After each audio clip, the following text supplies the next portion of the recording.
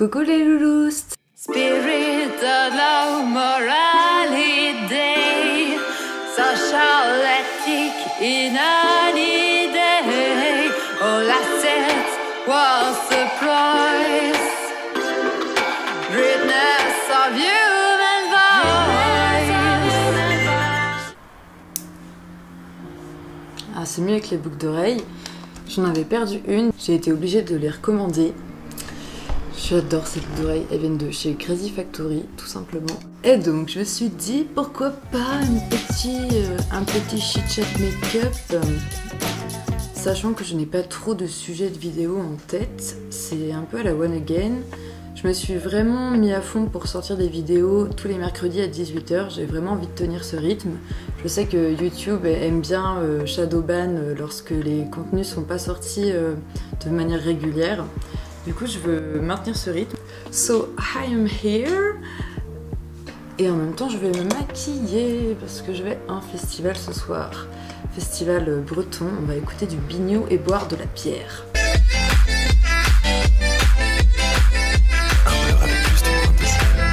First of all. D'ailleurs, dites-moi dans les commentaires, je ne sais pas, est-ce qu'il vaut mieux mettre la crème solaire avant, après le sérum? Est-ce que c'est vraiment grave? Je pense pas. Bon, je vais attacher tout ça afin d'avoir un terrain propice au chantier.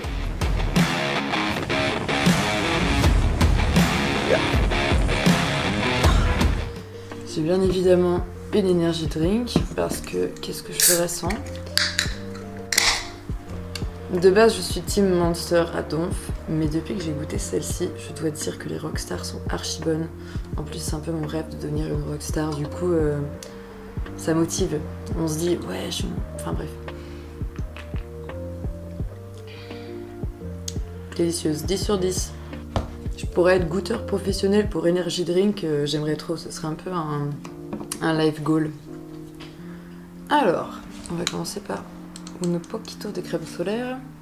Quand on a des tatouages partout, on est obligé d'en foutre partout. C'est un peu chiant parce que ça prend du temps, mais au moins je sais que ma peau est protégée et ça protège mes tatouages.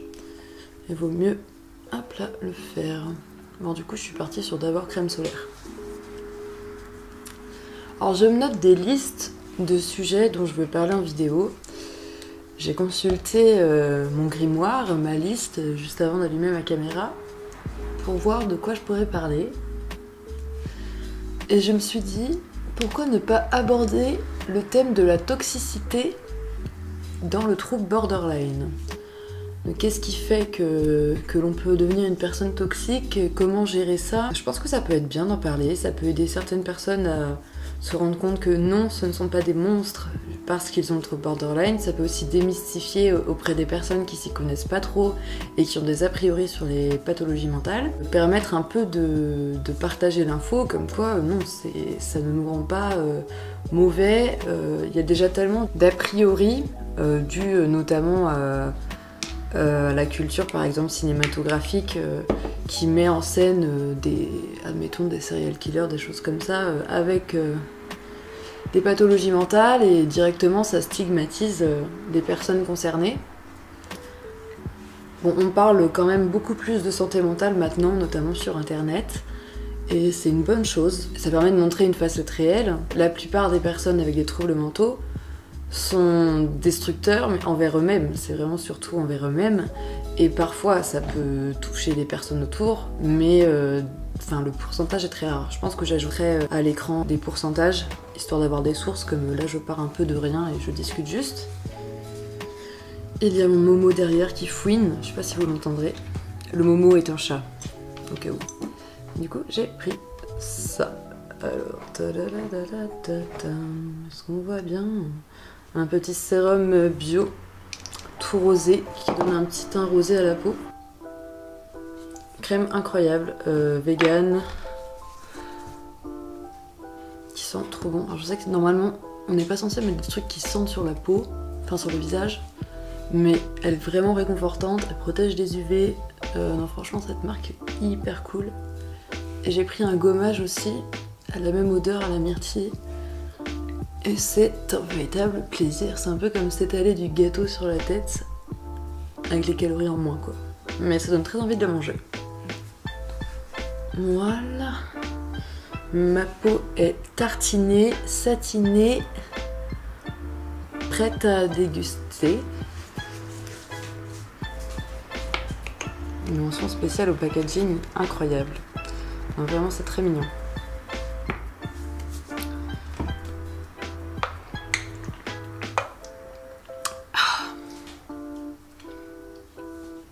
J'en ai parlé un peu dans une autre vidéo où j'ai abordé le trouble borderline et la sobriété. J'ai été diagnostiquée quand j'avais 17-18 ans. Et avant ça, et même après ça, hein, parce que ça prend du temps de traiter un trouble, mais j'étais en roue libre totale. Et pendant pas mal d'années, j'étais très égoïste et très peu empathe envers les autres. Ce qui m'a mené à détruire pas mal mes relations interpersonnelles, notamment tout ce qui est couple, famille, amis, en fait tout quoi. Disons que j'étais très toxique, alors pour moi-même, surtout pour moi-même, mais ça déteignait énormément sur les autres. Mais il faut se rassurer, j'ai pu changer tout ça grâce à la thérapie. Déjà j'ai compris comment développer mon empathie, et j'en avais besoin. Hop là, toujours un petit truc pour les sourcils. On peut penser que l'empathie c'est naturel, mais c'est aussi quelque chose qu'on peut développer. Moi j'étais très focus sur moi-même, très peu sur les autres et très peu sur les ressentis des autres. Donc je me demandais pas quand je faisais une action si elle était mauvaise ou non, si les retentissements allaient toucher les personnes que ça impliquait. Et je pensais qu'à moi. Dans ces moments-là, oui, du coup je faisais des choses très toxiques. J'ai plein d'exemples, mais c'est un peu dur d'en parler parce que évidemment c'est honteux, c'est des choses que je regrette. Par exemple, je propose à quelqu'un d'aller à une soirée quelque part et au final je reçois un message pour y aller avec quelqu'un d'autre et je laisse la personne toute seule dans la rue et moi je pars à cette soirée de mon côté juste parce que j'ai vu plus de potentiel dans le fait d'y aller avec quelqu'un d'autre et j'abandonne l'autre personne. This is my life and it sucks. Bon, je commence les sourcils. On est surtout toxique envers soi-même dans le sens où la personne borderline va avoir tendance aux addictions et à l'autodestruction. C'est un des critères du trouble pour le diagnostiquer. Ça peut prendre plein de formes différentes. Ça peut être donc les addictions à tout ce qui va être substance, j'allais dire alcool, mais ça en fait partie du coup. Ça peut être les troubles alimentaires, ça peut être Cette autodestruction peut prendre d'autres formes comme du sexe à risque. Donc ça peut être se retrouver souvent, je sais pas, coucher avec des gens quand on est complètement bourré, donc se réveiller le lendemain et puis savoir ce qu'on a fait. Ça peut être des rapports non protégés et ne pas se rendre compte que c'est dangereux de ne pas se protéger. Ça peut mettre dans des positions de faiblesse et de vulnérabilité. Tout ce qui est décision impulsive, qui peuvent parfois ne pas toujours bien finir. Et comme le borderline a un avis sur lui très clivant, que parfois certes il doit se sentir comme un dieu, comme le roi du monde, parce qu'il est en phase hypomaniaque, et bien pendant les phases down, il va se sentir comme une merde, avoir une vision de lui très négative, être dépressif, se dévaloriser. Et dans ces moments-là, on n'a plus envie de prendre soin de soi, on se laisse aller, on peut se faire du mal davantage, parce qu'on se dit qu'on ne mérite pas le bien-être et on ne mérite pas de prendre soin de soi. Les phases down sont les phases du coup de redescente dans lesquelles on va se sentir mal, où là on va tout voir sous le prisme du négatif, donc le noir ou blanc ça devient vers le noir. On ne va voir que les défauts des personnes autour de nous, ou parfois même des défauts qui n'existent pas, donc ça peut être un peu paranoïaque, se dire que telle personne nous déteste. C'est très compliqué de se raisonner dans ces moments-là. On sait, la plupart du temps, on sait qu'on est dans une crise, que ce n'est pas la normalité, ce que l'on pense, que l'on est en train de délirer, mais c'est ce que l'on ressent. Et comme c'est viscéral, c'est vraiment un vrai ressenti, eh bien on le pense, malgré que l'on sache que ce soit faux. Ça, c'est vraiment une des choses les plus dures. On est au courant du délire, mais c'est impossible d'en sortir. Et c'est pareil pour les phases hypomaniaques. On dit hypomaniaque parce que c'est moins fort que les phases maniaques. Les phases maniaques, elles sont dans le trouble bipolaire, et là du coup ça dure plus longtemps. On compare souvent le trouble bipolaire et le trouble borderline. Et dans la bipolarité, les phases sont plus longues, elles peuvent durer plusieurs mois, ça peut être plusieurs semaines, genre 3 semaines, 2 mois, etc. Pareil pour les phases dépressives. Et chez le borderline, ce sont des phases très courtes. Ça peut durer une journée, une semaine, ou alors des fois juste 1 heure. Enfin, et après, il y a toujours les changements d'humeur qui font que là, par exemple, dans 1 heure, je peux me sentir comme une merde absolue, chialer mes morts, je saurais pas pourquoi. Alors que là, tout de suite, je me sens bien, je suis en train de faire du make-up. Et c'est vachement dur de composer avec ça, parce qu'on sait jamais à quoi s'attendre. On sait jamais dans quel état on va être dans 10 minutes. C'est pour ça que ça peut être dur parfois d'accepter d'aller à des soirées, à des événements. Parce que tu sais pas en fait si la minute d'avant, tu vas te sentir genre hyper mal, hyper limite pas frigidaire, mais vous avez compris. Un peu de fond de teint. Voilà.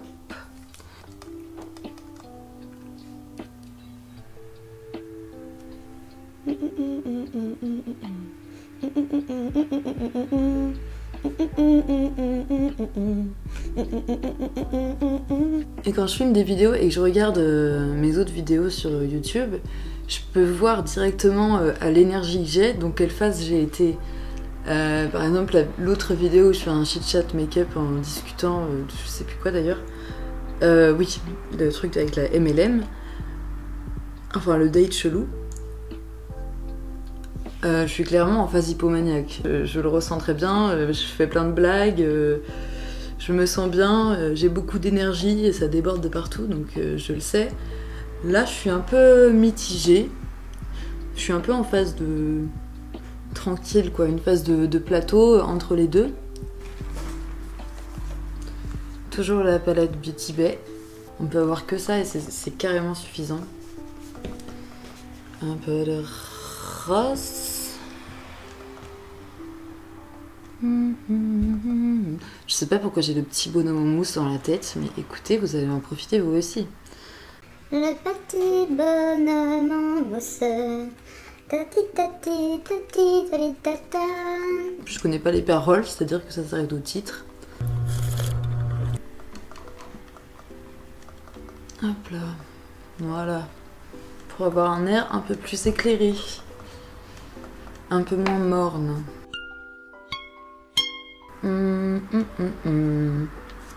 Pour les yeux. Qu'est-ce qu'on va faire pour les yeux? Hop là, je mets juste un peu de beige dans le coin interne et au début de la paupière. Ça me permet d'illuminer un peu. Je partirais bien sur un truc coloré puisque c'est la fête.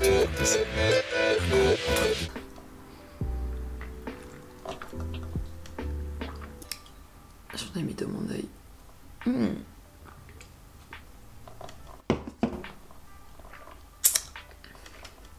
Je me fais agresser par ma boisson. You see what I have to deal with every day? This is what I have to go through every day. C'est horrible. Horror story. Un peu de jaune. Un peu de jaune.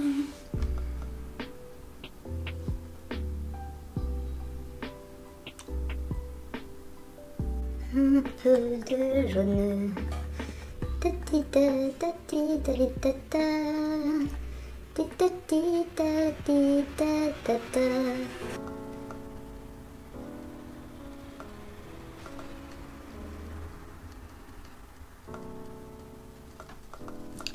Ok, on va faire un petit dégradé. Cet été, j'avais trop comme objectif de faire un max de festivals. Alors j'en ai pas fait autant que j'aurais voulu, mais j'en ai déjà fait beaucoup. Là, je vais au Motocultor mi-août. Ça va être trop bien, ça va être mon premier motoc.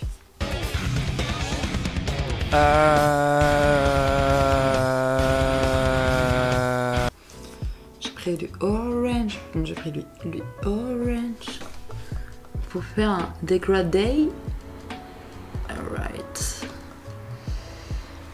Tac tac tac tac. Putain, mais c'est fou ça.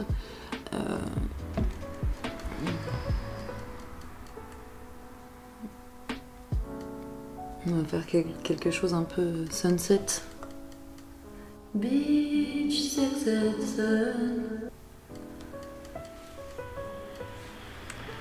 Ça, c'est des couleurs que vous ne pouvez pas rater, vraiment. Les couleurs coucher de soleil, c'est toujours efficace. Ça marche bien avec toutes les couleurs d'yeux. On prend un orange un peu plus foncé.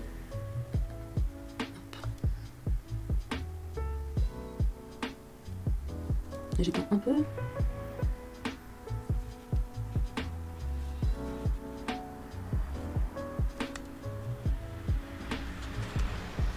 Déjà là on voit tout de suite que c'est flashy, ça j'aime. J'aime les couleurs pigmentées. Hop. Ok, on va pouvoir blender un peu. Et je vais rajouter un peu de jaune.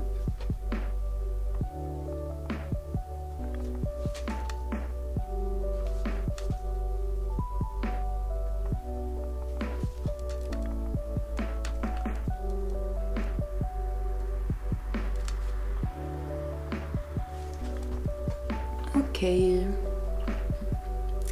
Sous l'œil, qu'est-ce que je mets? Je vais rester classique, je vais mettre juste un peu d'orange. Comme de toute façon je vais être dehors toute la night, ça sert à rien de faire un make-up de ouf.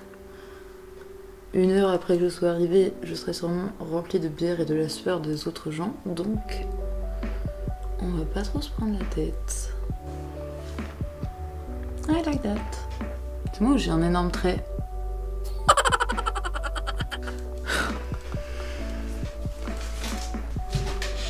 Voilà. Je vais pouvoir faire des petites retouches. A few moments later. C'est mignon, on n'oublie pas de retoucher les piercings pour enlever le fond de teint qu'il est dessus. Bon, au final, mon blabla était très léger, mais c'est vrai que j'ai pas trop le temps. Du coup, j'ai un peu foncé. Ouais. On va brosser le tout. Brosser le tout. Hop là. Ah, je suis contente d'avoir retrouvé mes boucles d'oreilles. J'avais presque perdu une partie de moi-même.